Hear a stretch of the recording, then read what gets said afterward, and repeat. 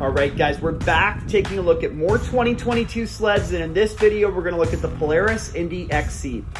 Indy is just a name that's synonymous with trail performance. It's been the standard for over 40 years, and the Indy XC this year brings legendary performance and handling on the rider-first Matryx platform.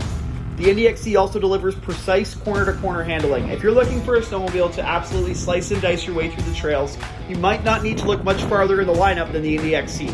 You've got two power options here, the 650 Patriot, or you can upgrade to the 850 Patriot if you so choose. I will say, spent a ton of time, about 1,500 kilometers in Northern Ontario on a 650 Matryx this year, and honestly, it was a very impressive snowmobile. You forget how much harder an 800 pulls after a full day on this motor. Down low in the suspension department, you see Fox QS3s. So new this year, you're used to seeing Walker Evans here. We've got high performance, adjustable, and rebuildable Fox suspension. And the QS3s with that easy adjust on the fly, impossible to get lost in your clicker setup, which is just love to see that on more snowmobiles rolling out across the lineup. Down low in the skis department, we've got the Pro Steers, which continue to work awesome.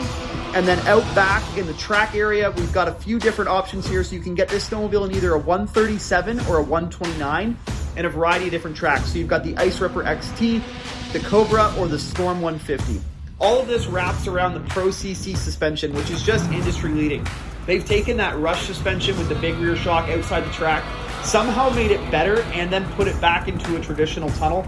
I'm still a little confused at how Polaris pulled this off, but this stuff is impressive to say the least. If you haven't tried a new Polaris with that suspension, it's definitely worth a look. This particular model had the base model gauge, which really isn't that bad if you don't need the map feature, I will say. Ton of adjustability there. You can see here you've got the ability to control it from the handlebars as well, flip between different engine temperature views or RPMs or miles per hour, play with the positioning.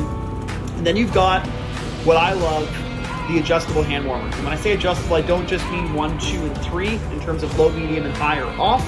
You've also got the ability to fine-tune the temperature of each individual hand warmer setting. So what I mean by that, we'll dive into the heaters here. You go into grips, you go to high. You can see right now, when we put the hand warmers on high, they're going to set to 125 Fahrenheit. We tune that up to 127 with the simple couple of buttons adjustment there on the dash. And when you look at that, high is now going to be 127. You can also adjust medium and low. Something I haven't seen on other snowmobiles before. I think it's an incredible feature because we've all had those snowmobiles with grips that are a little too hot or a little too cold. Love how Polaris continues to bring back pull start as well as electric start. Nothing worse than having to pull over a snowmobile with a dead battery, whether it's because it's super cold, you haven't replaced the battery in a few years, or anything along those lines. Whatever the reason, nice to have. Up front, love seeing factory storage come on these snowmobiles. Just a huge, deep dash well there from Polaris. It locks securely. It's easy to store. Extra pair of goggles, extra pair of gloves. And then out back, you've got the ability to add some more storage bags there as well. Polaris maintaining that slotted and grooved tunnel to add your accessories. And then below the seat, they've used the gas tank as well. With a little housing there, you pop the seat off, some additional storage straight from the factory.